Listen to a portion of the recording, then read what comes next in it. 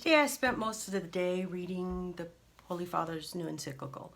And that's not something that I would usually do, but because of a recent circumstance at my parish, I thought, well, maybe I should read that. I was looking for hope and encouragement because I serve on a pastoral council and I need to resign from that because the parish, and it was said the diocese supports Black Lives Matter, the group, not the saying, the group, which made me really sad. I'm an artist. That's some of my artwork. Practicing Catholic. I try to be, I guess, or I just am. I think outside the box, and I want to know the truth, and I appreciate the structure of the church, and I don't have any big agendas. I'm kind of middle of the road, and so when I found out that our parish supported BLM, I spoke to it at the meeting, and it was like we were in different worlds. So I thought, well, this new encyclical is about fraternity, so maybe there'll be something in there that will be encouraging. So I read it, took all day, and I didn't read Laudate Si. Didn't feel the need to. When somebody came to the parish and said we need to use get rid of the plastic servingware we have a donut hour, that'll help with that. I thought, oh no, I don't need to read that document. So at any rate, I read it, and it left me with, I guess in the end I have hope, but not because of the document. My hope is that we will start to pay attention to the truth.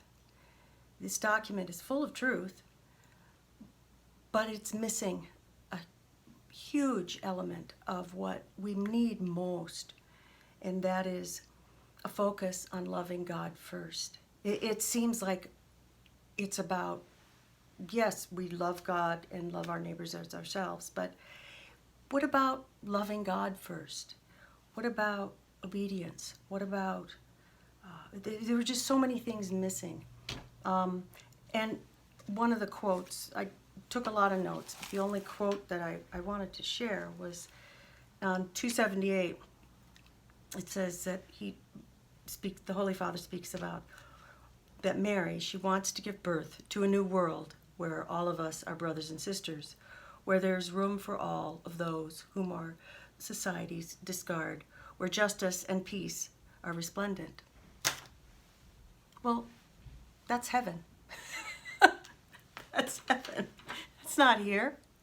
Here is where there's spiritual warfare going on, where we can't go to Mass, where we're divided in our churches. And that really became clear to me with this BLM thing in the Pastoral Council.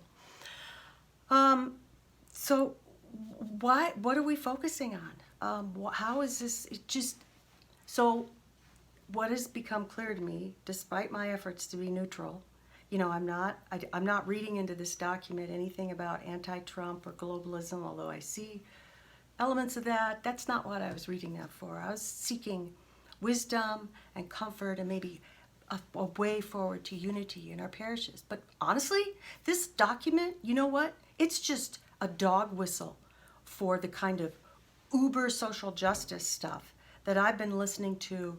And I'm like, what? But, I'm thinking, well, these people, because everybody on the Pastoral Council has a degree but me, right? So I'm thinking, I'm just a government clerk. So I'm thinking, well, no, they don't know. And here's the thing.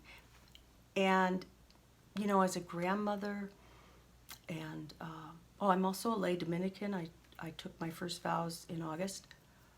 I just want to speak the truth. I want to know the truth, and I want to speak the truth. And it's just not so complicated. This document is full of, there's this integral stuff, integral human development. Oh my gosh, so you're going to focus on that, you die, you go to heaven, and St. Peter says to you, so, well, welcome, but what about that integral human development? Well, no, what about loving God first? And what does that mean? That means putting him first in your prayers, trusting that the sacraments give you grace to do that, to getting to know him. Because if you don't know him, you're gonna, what? You're gonna die and you're gonna go to heaven. And really, it's gonna be like, who are you? You know, you can do all this nice social justice stuff, but really, this is what it's like. Okay, listen to me. I'm speaking to you. The Word became flesh. The flesh did not become the Word.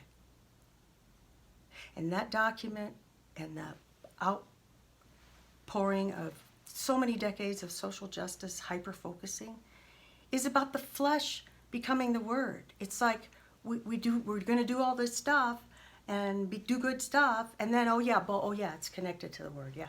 No, the Word became flesh. The Word dwells within us through reading scriptures, through the sacraments. You know? So, I pray for my brothers and sisters. I'm going to miss them on the council. I don't know how we're going to have unity. I don't. But we must begin by focusing on loving God first through Christ by the graces of the Holy Spirit and the gifts of our beautiful Mother Church that we need to love and protect and serve. Gloriam tuum ad serviam.